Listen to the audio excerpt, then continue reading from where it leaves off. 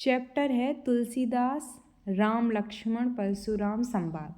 Class 10th, subject है Hindi. Chapter है ये कौन सी बुक है? ये है क्षत्रिज का दूसरा चैप्टर है तुलसीदास, और इसमें हम राम लक्ष्मण और परशुराम का संवाद पढ़ने वाले हैं। तो पहले बात कर लेते हैं कि कहाँ की चर्चा की जा रही है। कहाँ की चर्चा की जा रही है? तो आप सबको ही पता है कि जब सीता और राम जी का विवाह होना था तो एक शर्त रखी थी सीता जी के पिताजी ने कि जो भी एक धनुष था उस धनुष को जो भी तोड़ेगा उसी के साथ सीता का विवाह कर दिया जाएगा। तो जो वो धनुष था वो जैसे ही राम जी तोड़ते हैं तो परशुराम बहुत गुस्सा में वहाँ आते हैं और वो राम को ऐसा वैसा सुनाना स्टार्ट कर देते हैं। और लक्ष्मण जी तो पता ही है कि लक्ष्मण जी के भाई की कोई बुराई करे तो वो देख नहीं पाते हैं, तो वो जैसे ही बुराई करना स्टार्ट करते हैं राम जी की, तो फिर वो बोलते हैं कि लक्ष्मण जी उनका अपनी बातें रखते हो। इस तरह से ये संवाद यहाँ पे उसी के बारे में उसी से क्वेश्चन आंसर पूछे गए हैं। चलो आओ एक एक करके सारे क्वेश्चन आंसर सॉल्व करते हैं। पहला सवाल है, क्या पूछता है पहला सवाल कहता है परशुराम के क्रोध करने पर लक्ष्मण ने धनुष के टूट जाने के लिए कौन कौन से तर्क दिए? आंसर है परशुराम के क्रोध करने पर लक्ष्मण ने धनुष के टूट जाने पर निम्नलिखित तर्क दिए। पहला, बचपन में न जाने हमने कितने ही धनुष तोड़े किंतु किसी ने कभी क्रोध नहीं किया। इस धनुष से आपको विशेष लगाव क्यों है? दूसरा, हमें यह असाधारण शिव धनुष साधारण धनुष की भांति ही लगा इसलिए हमने तोड़ दिया। ये लक्ष्मण जी कह रहे हैं। थर्ड, श्री राम ने तो इसे तोड़ा नहीं, बस उनके छूते ही धनुष स्वतः टूट गया। और फोर्थ, इस धनुष को तोड़ते हुए उन्होंने किसी के लाभ या हानि के विषय में नहीं सोचा था। राम जी ने, लक्ष्मण जी अपने भाई की पक्ष लेते हुए कह रहे हैं इस धनुष को तोड़ने में राम का दोष नहीं है। अब फिर परशुराम, नेक्स्ट क्वेश्चन है, ये पूरा का पूरा संवाद आप कि पोएम में जो पद्य खंड है वहाँ पे पढ़ेंगे तो ज़्यादा मज़ा आएगा, लेकिन क्वेश्चन आंसर भी तो ज़रूरी है। तो दूसरा क्वेश्चन है, परशुराम के क्रोध करने पर राम और लक्ष्मण की जो प्रतिक्रियाएं हुई उनके आधार पर दोनों के स्वभाव की विशेषताएं अपने शब्दों में लिखिए। चलो लिखते हैं। राम जी शांत स्वभाव के हैं और वहीं लक्ष्मण जी कैसे हैं ये पता ही है अपन को। राम स्वभाव से कोमल और विनयी हैं। परशुराम जी क्रोधी स्वभाव के थे। परशुराम के क्रोध करने पर श्री राम ने धीरज से काम लिया। उन्होंने स्वयं को उनका दास करके परशुराम के क्रोध को शांत करने का प्रयास किया एवं उनसे विनम्रता से बात की। लक्ष्मण राम से एकदम विपरीत है। लक्ष्मण क्रोधी और उग्र स्वभाव के हैं। लक्ष्मण परशुराम जी के साथ व्यंग्यपूर्ण वचनों का सहारा लेकर अपनी बात उनके समक्ष प्रस्तुत करते हैं। वे इस बात की परवाह नहीं करते हैं कि उनकी बातों से परशुराम और ज़्यादा क्रोधित हो जाएंगे। राम विनम्र, मृदुभाषी, धैर्यवान व बुद्धिमान है, वहीं दूसरी ओर लक्ष्मण निडर, वाचाल, साहसी और क्रोधी स्वभाव के हैं। तो ये दोनों के दोनों कि राम और लक्ष्मण ने जो प्रतिक्रिया की परशुराम के क्रोध होने पर, ये दोनों का स्वभाव अपन ने डिस्कस कर लिया। तीसरा सवाल पूछ रहा है, क्या पूछ रहा है? लक्ष्मण और परशुराम के संवाद का जो अंश आपको सबसे अच्छा लगा उसे अपने शब्दों में संवाद शैली में लिखिए। चलिए लिखते हैं। लक्ष्मण कहते हैं, हे मुनि, बचपन में तो हमने कितने ही धनुष तोड़ दिए परंतु आपने कभी क्रोध नहीं किया। इस धनुष से आपको विशेष लगाव क्यों है? तो परशुराम कहते हैं, अरे राजपुत्र, तू काल का वश में आकर ऐसा बोल रहा है। तू क्यों अपने माता पिता को सोचने पर विवश कर रहा है? यह शिव जी का धनुष है। चुप हो जा और मेरे इस फरसे को भली भांति देख ले। मेरे इस फरसे की भयानकता गर्भ में पल रहे शिशुओं को भी नष्ट कर देती है। ठीक है, तो ये थर्ड क्वेश्चन हो गया। आई होप कि आपको समझ में आ गया होगा। नेक्स्ट क्वेश्चन की तरफ चलते हैं। नेक्स्ट क्वेश्चन में, परशुराम ने अपने विषय में सभा में क्या क्या कहा? निम्न पद्यांश के आधार पर लिखिए। बाल ब्रह्मचारी अति कोही, विश्व विदित क्षत्रिय कुल दोही। भुजबल ये पंक्तियाँ हैं जो रामायण से ही मतलब कि रामचरितमानस से ही हैं। भुजबल भूप भूप बिनु कीन्ही विपुल बार महिदेवन दीनी। सहस बाहु भुज छेद निहारा परशु बिलोक महीप कुमारा।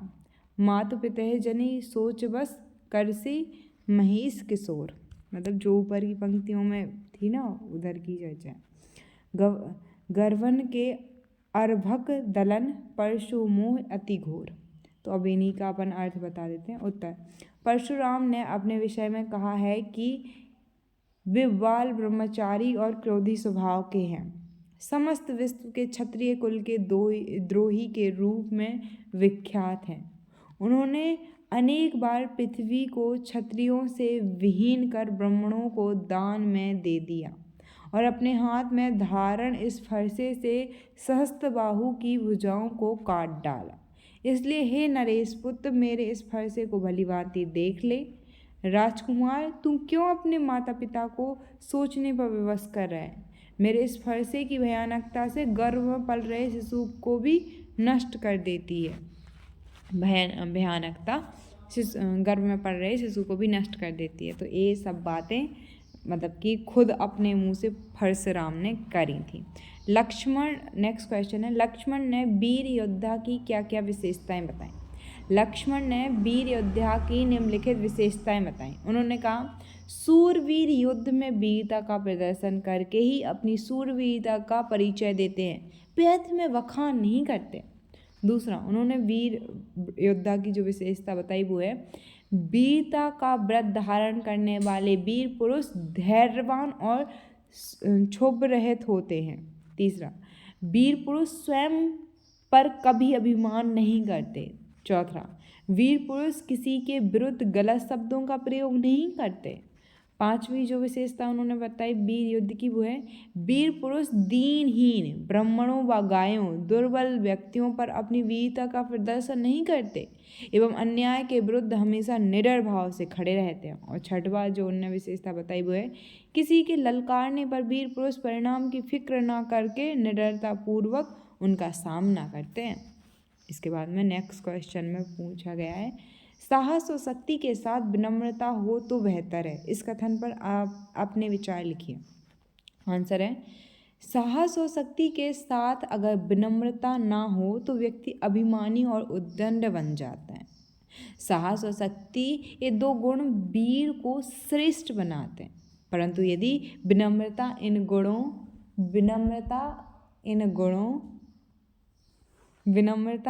इन गुणों के साथ आकर मिल जाती है तो उस व्यक्ति को श्रेष्ठतम वीर पुरुषों में श्रेणी में ला देती है। विनम्रता व्यक्ति में सदाचार व मधुरता भर देती है। विनम्र व्यक्ति किसी भी स्थिति को सरलता पूर्वक संभाल सकता है। परशुराम जी साहस व शक्ति का संगम है। राम विनम्रता, साहस व शक्ति का संगम है। राम की विनम्रता के आगे परशुराम जी के अहंकार को भी नतमस्तक होना पड़ा। नेक्स्ट क्वेश्चन में पूछे गए भाव स्पष्ट कीजिए, ये कहा गया है, बेहसी लखनऊ बोले मृदुबानी, अहो मनुष्य महाभट्ट मानी, पुनि पुनि मोहि दिखाओ कुठारू, चहत उड़ावन फूकी पहाड़ू। तो प्रसंग है इसमें, प्रस्तुत पंक्तियाँ तुलसीदास द्वारा रचित रामचरितमानस से ली गई हैं। उक्त पंक्तियों में लक्ष्मण जी ने परशुराम जी के द्वारा बोले गए अपशब्दों का प्रत्युत्तर दिया है।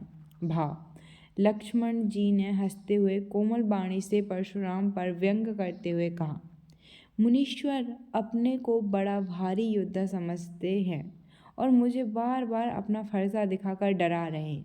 जिस तरह एक फूंक से पहाड़ नहीं उड़ सकता, उसी प्रकार मुझे बालक समझने की भूल मत कीजिए। मैं आपके फरसे को देखकर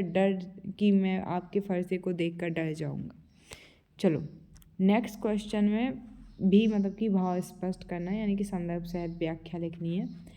यहु कुम्हाड़वतिया को नाही, जे तर्जनी देख मरी जाही, देखे कुठार सरासन बाना, मैं कछु कहा सहित अभिमाना। प्रसंग है जो वो है प्रस्तुत पंक्तियाँ रामचरितमानस में से तुलसी द्वारा लिखी गई रामचरितमानस से ली गई हैं। उक्त पंक्तियों में लक्ष्मण जी ने परशुराम जी के द्वारा बोले गए अपशब्दों का प्रत्युत्तर दिया है। भाव यह है कि लक्ष्मण जी अपनी वीरता का अभिमान पूर्वक परिचय देते हुए कहते हैं कि हम कोई छुई मुई के फूल नहीं हैं जो तुम्हारी तर्जनी देखकर मुरझा जाएं। हम बालक अवश्य हैं, परंतु फरसे और धनुष बाण हमने भी बहुत देखे हैं, इसलिए हमें नादान बालक समझने की भूल ना करें। फिर अगली जो पंक्तियाँ हैं वो हैं गाधी सनु कहे हृदय हसी मुनहि हरिहर सूज अहमय खाड़ना ऊखमय आजहु ना बूझ अबूझ।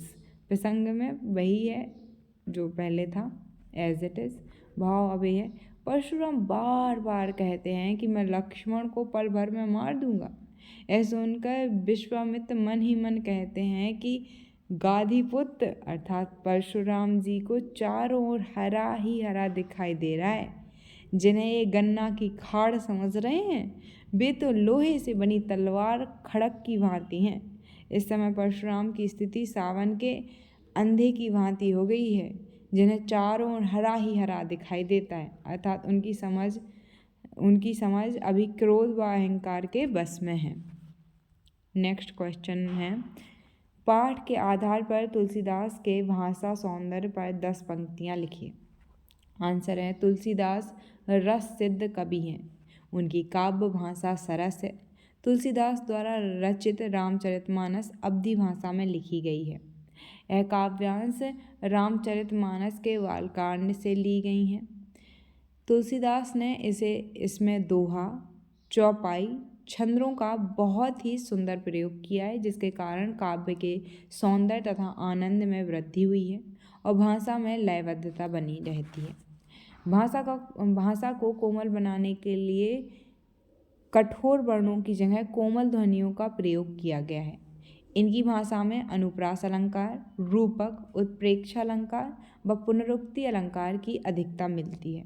इस काव्यांश की भाषा में व्यंग्यात्मकता का सुंदर संयोजन हुआ है।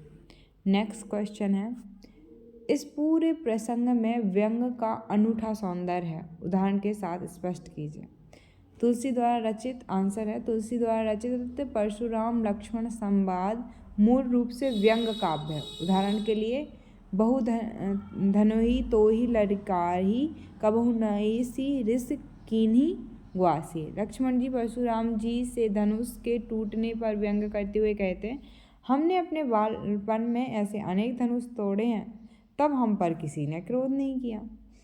दूसरा है मातु पितहु जान सोच बस करसी महीर किशोर गर्वन के जो ऊपर वाली पंक्ति थी वही पंक्ति है। तो इसमें परशुराम जी क्रोधित होकर लक्ष्मण जी से कहते हैं अरे राजा के बालक तू माता पिता को सोचने के लिए विवश क्यों कर रहा है। मेरा फरसा बड़ा भयानक है, यह बच्चों को गर्भ में भी बच्चों का नाश कर देता है। थर्ड में जो ऊपर पंक्ति थी वही पंक्ति है जिसका आंसर है यहाँ इसका जो आंसर है वो मतलब कि अर्थ है वो है विश्वामित्र जी परशुराम जी की बुद्धि पर मन ही मन व्यंग करते हैं और कहते हैं कि परशुराम जिन राम और लक्ष्मण को साधारण बालक समझ रहे हैं उन्हें चारों ओर हरा ही हरा सूझ रहा है। वे लोहे की तलवार की गन्ने की खाड़ से तुलना कर रहे हैं। आगे की पंक्तियाँ हैं उनमें अलंकार को पहचानना है। वालक बोली वधु नहीं तो ही, इसमें वाह कई बार आया है तो यहाँ पे कौन सा अलंकार हुआ, अनुप्रास अलंकार हुआ। फिर दूसरे कोटि कुलेश सम वचन तुम्हारा, यहाँ पे अनुप्रास अलंकार और उपमा अलंकार है। अनुप्रास अलंकार इसलिए क्योंकि का की आवृत्ति 2 या 2 से अधिक बार हुई है और कोटि कुलेश सम वचन में उपमा क्योंकि इसमें तुलना की गई है। तो सम सी ये शब्द आ जाएं तो क्योंकि परशुराम जी के एक एक वचन को ब्रज के समान बताया गया है इस वजह से। थर्ड जो है वो ए है तुम्हें तो कालू हाक जन लावा बार बार मुहे लागे बुलावा। इसमें उत्प्रेक्षा अलंकार और पुनरुक्ति अलंकार है। उत्प्रेक्षा अलंकार क्यों है तो काल हाक जन लावा में उत्प्रेक्षा अलंकार है जहाँ जनु उत्प्रेक्षा का वाचक शब्द है। और पुनरुक्ति प्रकाश अलंकार इसलिए क्योंकि बार बार शब्द दोबारा है, पुनरुक्ति हुई है इस वजह से। नेक्स्ट, लखन उतर आहुति सरसी भृंगु बरकोपु कुशान बचन बोले रघुकुल भानु। इसमें अलंकार कौन सा है? उपमा अलंकार है। उत्तर आए सरसी, सरसी इसमें उपमा अलंकार है। जल सम वचन उपमा अलंकार। रूपक रूप अलंकार है क्योंकि यहाँ से वहाँ की रूपक अलंकार। रघुकुल भानु में रूपक अलंकार है। यहाँ श्री राम को रघुकुल का शूर कहा गया है। श्री राम के गुणों की समानता सूर्य से की गई है। नेक्स्ट क्वेश्चन में रचना अभिव्यक्ति करनी है। सामाजिक जीवन में क्रोध की जरूरत बराबर पड़ती है। यदि क्रोध ना हो तो मनुष्य दूसरे के द्वारा पहुँचाए जाने वाले बहुत से कष्टों की चिर निवृत्ति का उपाय ही न कर सकेगा। आचार्य रामचंद्र जी का यह कथन इस बात की पुष्टि करता है कि क्रोध हमेशा नकारात्मक भाव लिए नहीं होता, बल्कि कभी कभी सकारात्मक भी होता है। इसके पक्ष या विपक्ष में अपना मत प्रकट कीजिए। उत्तर है पक्ष में विचार और विपक्ष में। तो पक्ष में देते हैं, क्रोध बुरी बातों को दूर करने में हमारी सहायता करता है। जैसे अगर विद्यार्थी पढ़ाई में ध्यान ना दे और शिक्षक उस पर क्रोध ना करे तो वह विद्यार्थी का भविष्य कैसे उज्जवल होगा। यदि कोई लोगों पर अन्याय कर रहा है और लोग बिना क्रोध देखते रहें तो न्याय की रक्षा कैसे होगी। विपक्ष में जो तर्क है वो ये है कि क्रोध एक चक्र है जो चलता ही रहता है। आप किसी पर क्रोध करेंगे तो वह भी आप पर क्रोधित होगा। उनका क्रोध देखकर आप और क्रोधित होंगे और इस प्रकार क्रोध में आप प्रथम स्वयं को ही हानि पहुंचाएंगे। क्रोध करने से आपकी सेहत खराब हो सकती है और आपका समय का अपव्यय यानी कि खराब यूज होगा। नेक्स्ट है, संकलित अंश में राम का व्यवहार विनम्रपूर्ण और संयत है। लक्ष्मण लगातार व्यंग वाणों का उपयोग करते हैं और परशुराम व्यवहार क्रोध से भरा हुआ है। आप अपने आप को इस परिस्थिति में रखकर लिखें कि आपका व्यवहार कैसा होता। ऑफकोर्स राम जैसा ही कहेंगे ना सब। तो आंसर है मेरा व्यवहार राम और लक्ष्मण के बीच का होता। मैं लक्ष्मण की तरह परशुराम के अहंकार को दूर जरूर करता किंतु उनका अपमान नहीं करता। मैं शायद अपनी बात लक्ष्मण की तरह जोर जोर से बोलकर उनके समक्ष रखता। अगर वे सुनते तो राम की तरह विनम्रता और शांति से उन्हें समझाता। चलो नेक्स्ट क्वेश्चन है, अपने किसी परिचित या मित्र के स्वभाव की विशेषता बताइए। आंसर है, इस प्रसंग से मुझे अपनी तीसरी कक्षा के मास्टर जी की याद आती है। मैं अगर अपने मतलब कि अपने मित्र की या परिचित की तो मेरा भाई है और उसके स्वभाव की विशेषता यह है कि जब आप उससे प्यार से बोलोगे तो वो आपको बहुत प्यार से बोलेगा और जब वो उससे थोड़ा आप गुस्सा करोगे तो वो भी गुस्सा करेगा और जब वो गलत बोलेगा तो उसको बुरा ज़रूर लगेगा। तो ये मतलब मेरे एक परिचित की मतलब स्वभाव की विशेषता होगी। तुम्हारा भी एक दोस्त होगा उसका। अब यहाँ पे जो आंसर में इन्होंने लिखा है मॉनिटर जी ने अपनी लाइफ के बारे में, वो भी पढ़ लेते हैं। उत्तर है, इस प्रसंग से मुझे अपनी तीसरी कक्षा के मास्टर जी की याद आती है। उनका नाम मनोहर शर्मा था। उनका स्वभाव बहुत कठोर था। वे बहुत गंभीर रहते थे। स्कूल में उन्हें कभी हंसते या मुस्कुराते नहीं देखा जाता था। वे विद्यार्थियों को कभी मुर्गा भी बनाते थे। सभी छात्र उनसे भयभीत रहते थे। सभी लड़के उनसे बहुत डरते थे क्योंकि उनके जैसा सख्त अध्यापक ना कभी किसी ने देखा ना सुना था। चलो आप किसी के बारे में भी बता देना। नेक्स्ट क्वेश्चन है, दूसरों की क्षमता को कम नहीं समझना चाहिए। इस शीर्षक को ध्यान में रखते हुए एक कहानी लिखिए। चलो लिखते हैं कहानी। हमारी कक्षा में राजीव जैसे ही प्रवेश करता था सभी उसे लंगड़ा लंगड़ा कहकर संबोधित करने लगते थे। राजीव बचपन से ही ऐसा नहीं था। किसी दुर्घटना के शिकार स्वरूप उसकी यह हालत हो गई थी। राजीव की सहायता करने की बजाय सभी उसका मजाक उड़ाने लगते थे, परंतु राजीव किसी से कुछ ना कहता था, ना बोलता था, चुपचाप रहता था और अपना काम करता था और ना ही कभी किसी शिक्षक से बच्चों की शिकायत करता था। ऐसा लगता था मानो वह किसी विचार में खोया है। सारे बच्चे दिन भर ऊधम मचाते उसे तंग करते रहते थे, परंतु वह हर समय पढ़ाई में मग्न रहता था। इसका परिणाम यह निकला कि जब विद्यालय का 10वीं का वार्षिक परिणाम निकला तो सब विद्यार्थियों की आंखें फटी की फटी रह गई, क्योंकि राजीव ने अपने विद्यालय ही नहीं बल्कि पूरे राज्य में प्रथम स्थान पाया था। वहीं विद्यार्थी जो कल तक उस पर हंसते थे आज उसकी तारीफों के पुल बांध रहे थे। उसकी सारे क्षमता का उपहास उड़ाने वालों का राजीव ने अपनी प्रतिभा से मोह सिल दिया था। चारों ओर राजीव के ही चर्चे थे। आज इस प्रतिस्पर्धात्मक युग में पूर्ण अंगों वाले विद्यार्थी भी पूर्ण सफलता पाने में असमर्थ हैं। ऐसे में एक विकलांग युवक की सफलता से यही पता चलता है कि कोई भी व्यक्ति अपूर्ण नहीं है। हम लोगों को उनके शारीरिक क्षमता से नहीं बल्कि प्रतिभा से आंकना चाहिए। हमें उनकी कि शारीरिक क्षमता से नहीं बल्कि प्रतिभा से आंकना चाहिए, मूल्यांकन करना चाहिए। नेक्स्ट सवाल है, उन घटनाओं को याद करके लिखिए जब आपने अन्याय का प्रतिकार किया हो। ऐसा मैंने तो कई दफ़ा करा है कि जब मेरे साथ या किसी के साथ अन्याय हो रहा हो तो प्रतिक्रिया रही होगी मेरी। लेकिन चलिए लेखक के पढ़ते हैं कि वो क्या लिखते हैं। अन्याय करना और सहना दोनों ही अपराध माने जाते हैं। मेरे पड़ोस में एक गरीब परिवार रहता है। एक दिन उनके यहाँ से बच्चों के रोने की आवाज़ आ रही थी।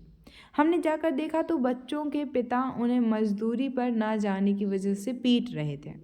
हमारे मोहल्ले वालों ने मिलकर अन्याय के खिलाफ आवाज़ उठाई और बच्चों को उनका शिक्षा प्राप्त करने का हक दिलाया।